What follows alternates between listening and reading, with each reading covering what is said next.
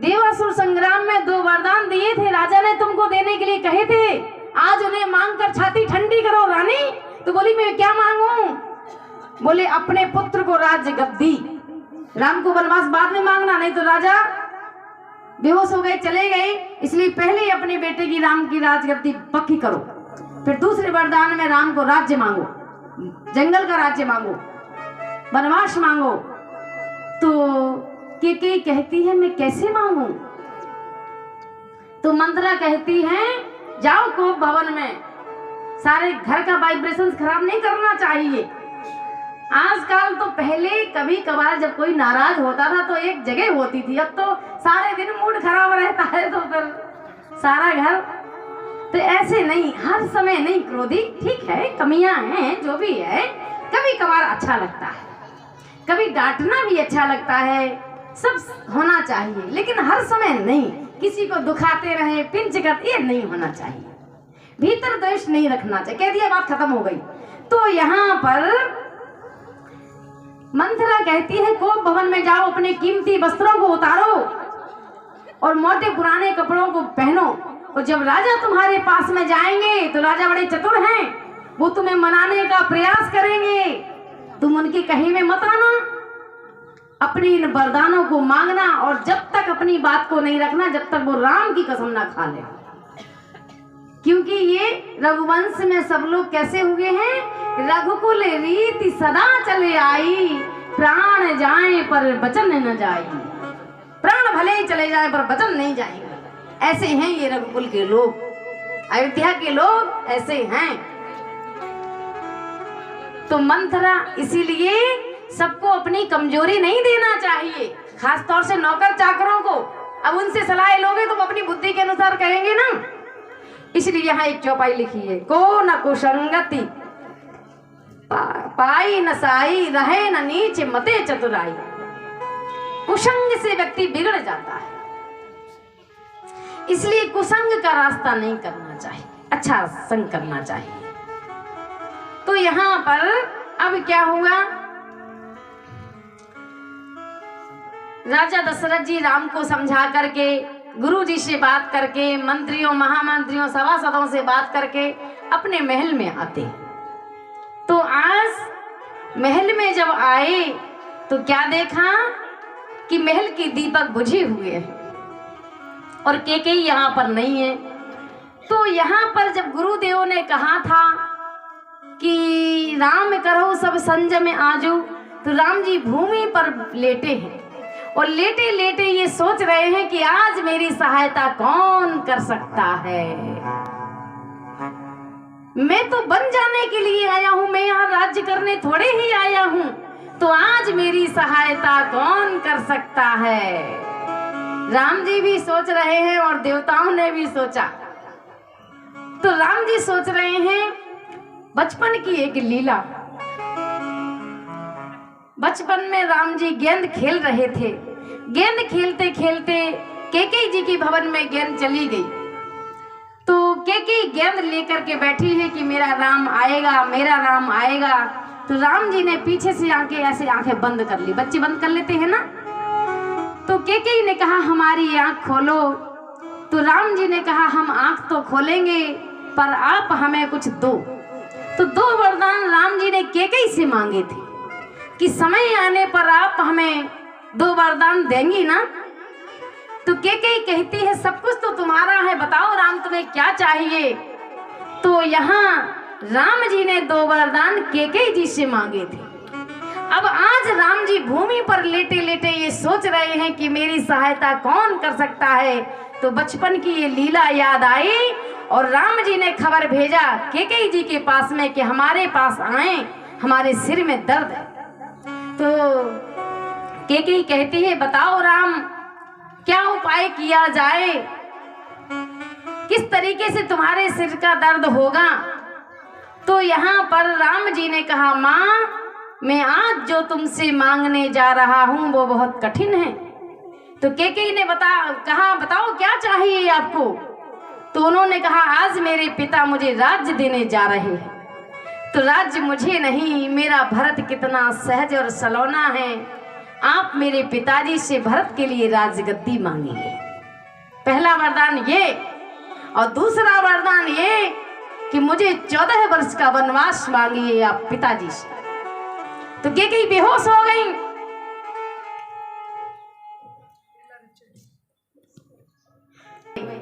कि राम, जो तुमसे सबसे ज्यादा प्रेम करता है आप उसको दुख क्यों देते हैं? ये बिल्कुल सच बात है ना।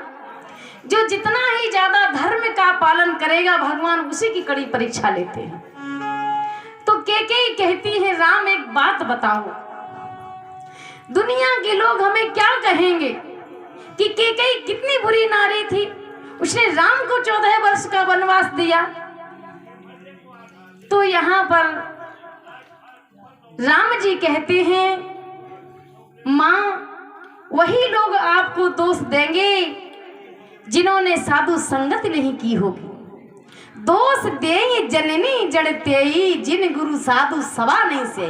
जिनकी बुद्धि जड़ होगी वही लोग दोष देंगे, जिनको अच्छा गुरु नहीं मिला होगा वही लोग दोष देंगे। तो बोले तुम तो मानोगे ना? तो राम जी कहते हैं, मेरी निगाह में आपसे अच्छा कोई नहीं। तो यहाँ पर कैकेयी रोती रोती गई और बोली, मैं आपकी इच्छा को पूरी करूंगा।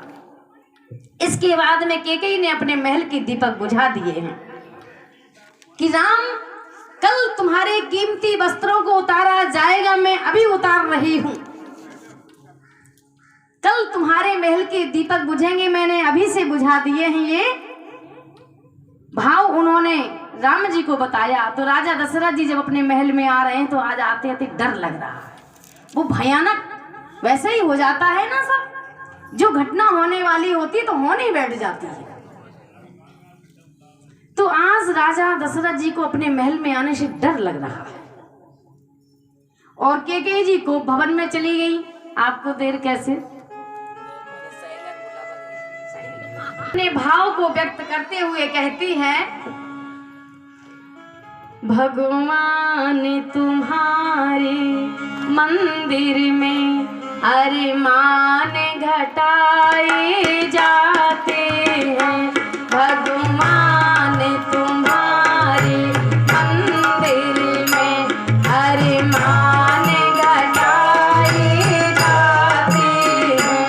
भगवान तुम्हारे मंदिर में अरमान घटाए जाते हैं। जो फूल खिले पूजा के लिए आरती पे चढ़ाए जाते हैं। जो फूल खिले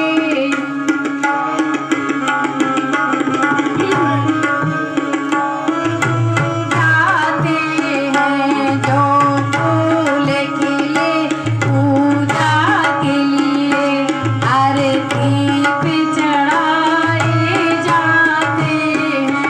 भगवान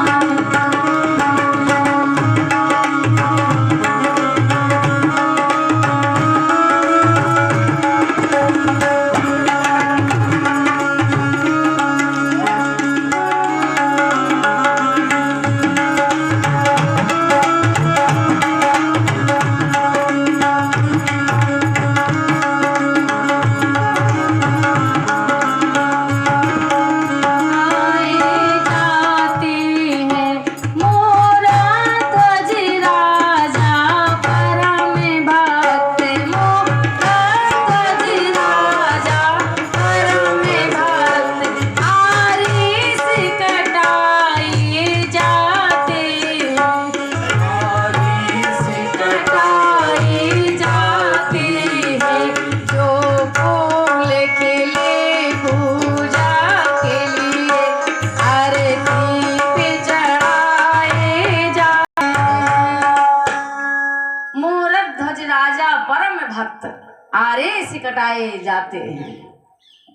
आरे से काटा गया था गर्दन, समझ रहे हो ना? जो धर्म का पालन जितना ही ज्यादा करेगा उसे उतने ज्यादा कष्ट मिलेगा। तो आरे से काटा गया था लेकिन उन्हें तकलीफ नहीं हो रही थी क्योंकि सत्य इतना ज्यादा हो गया था। माने शरीर को काटा गया था, आत्मा तो नहीं कटती।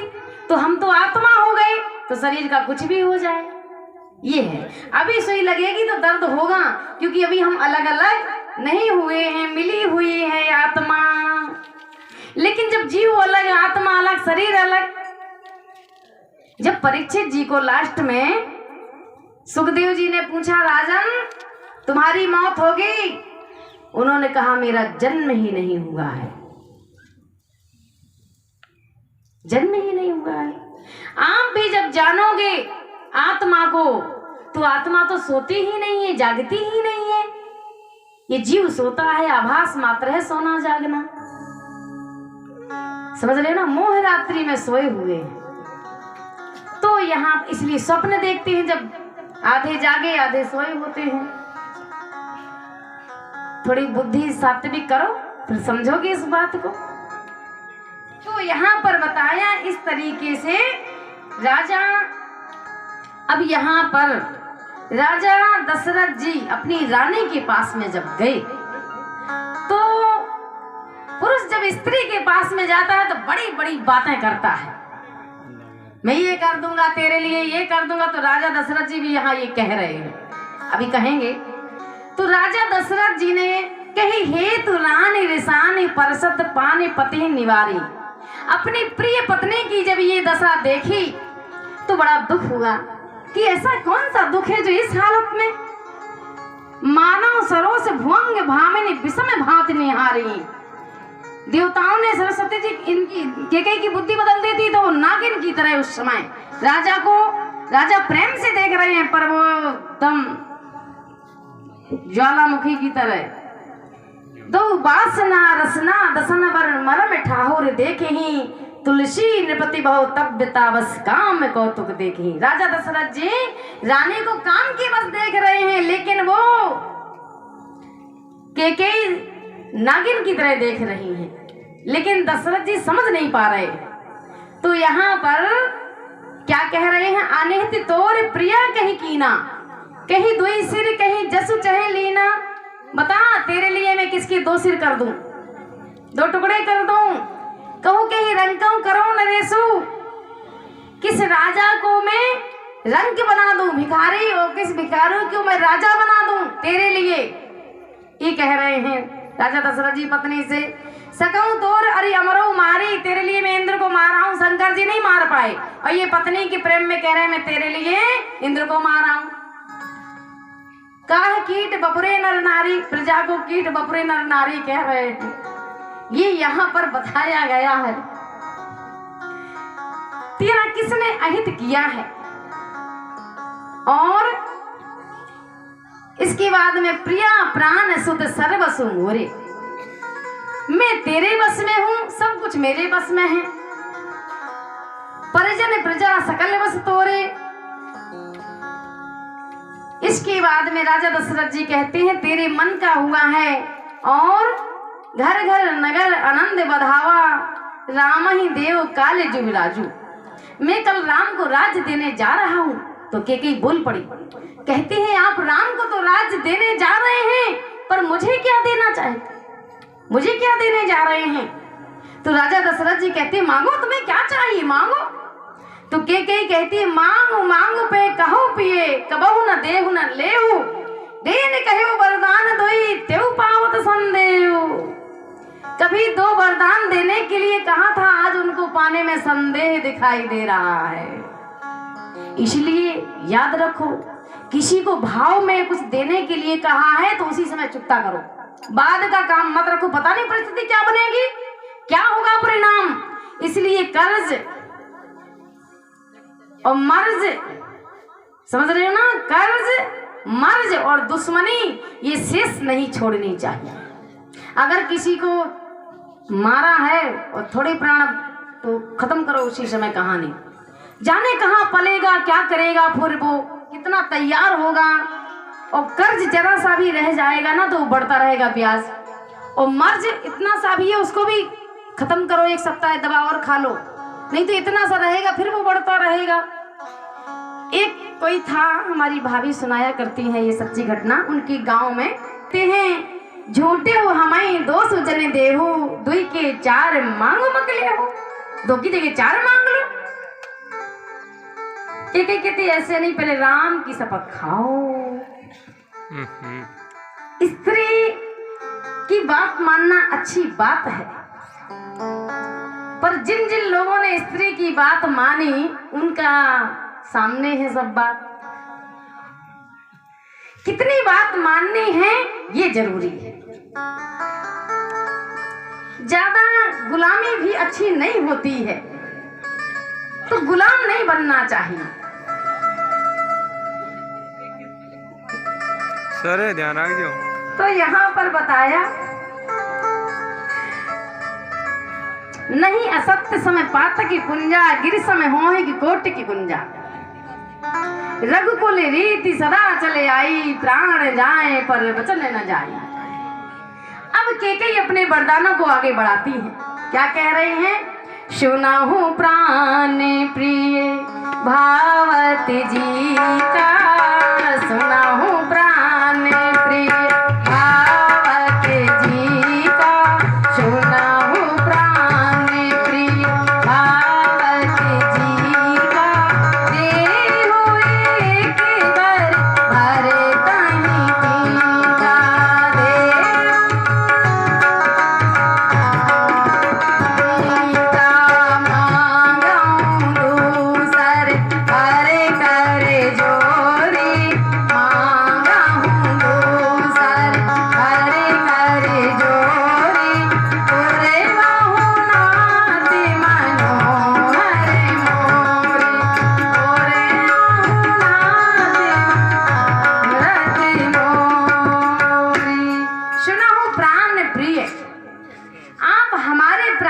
प्रिय हैं और जो आपके प्राणों के प्रिय राम जी हैं, मैं उनके जी का वरदान मांग रही हूँ, राम जी के जी का। तो सुनाओ प्राण प्रिय भावत जी का, देहो एक बार भरत ही टीका। राम जी को राज्य नहीं, मेरे बेटे को राज्य दो। तुम्हें क्या जरूरत पड़ी थी, मेरा भरत यहाँ नहीं है और राम को राज्य देने की? ये राजनीति है, इसमें राजनीति बताई जा रही है, कूटनीति बड़ी गजब की है। तो राजा दशरथ जी को एक मूर्छा आई कि ये मैं क्या सुन रहा हूं। तो केकई बहुत तरह की बातें कह रही है। अगला दूसरा वर्जन क्या? तापस वेश विशेष उदासी, 14 वर्ष राम वनवासी।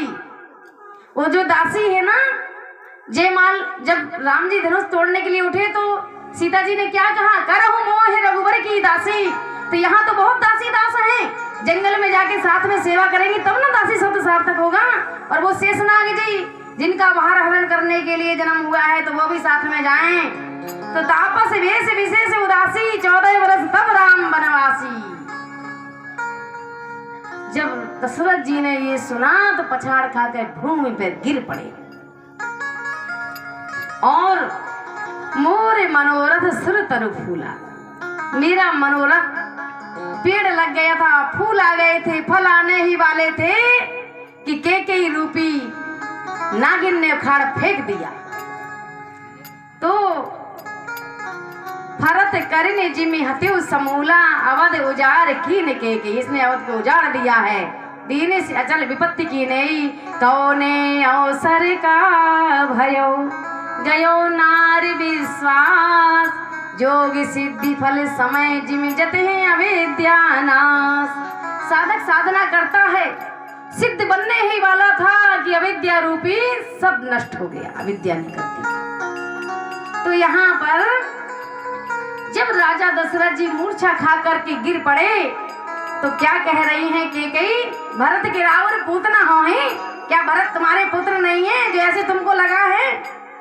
मुझे मोल खरीद करके लाए थे, आने मोल बिसाए की मोही, जो सुनी असबर लागे तुम्हारे। काहे ना बोलूं वचन समारे, वचन समार करके क्यों नहीं बात? ये ले लो, ये ले लो। तुम क्या समझते तुम्हें चबेना मांग लूंगी? ये यहाँ पर लिखा है, जाना ले मांगे चबेना। एक तो वो वैसे ही दुखी है ऊपर से ये, और फिर इसके बाद में उदाहरण दे रही हैं कि आपके वंश में शिवी दधीचि बलि जो कछु भाषा, तनु तनु तनु धनु तजो बचन पनु राखा। आपके वंश में इतने लोग हुए हैं जिन्होंने जो जो देने के लिए कहा था वो दिया। तो किसने क्या कहा? शिवी। एक शिवी नाम के राजा थे इनके वंश में, तो ये बड़े दानी थे। तो जब आप वही बात है, परीक्षा होगी तो इनकी भी परीक्षा हुई। तो अग्निदेव बहेलिये का रूप बन करके आ गए। अग्निदेव कबूतर का रूप बन करके और इंद्रदेव बहेलिये का रूप बन करके आए।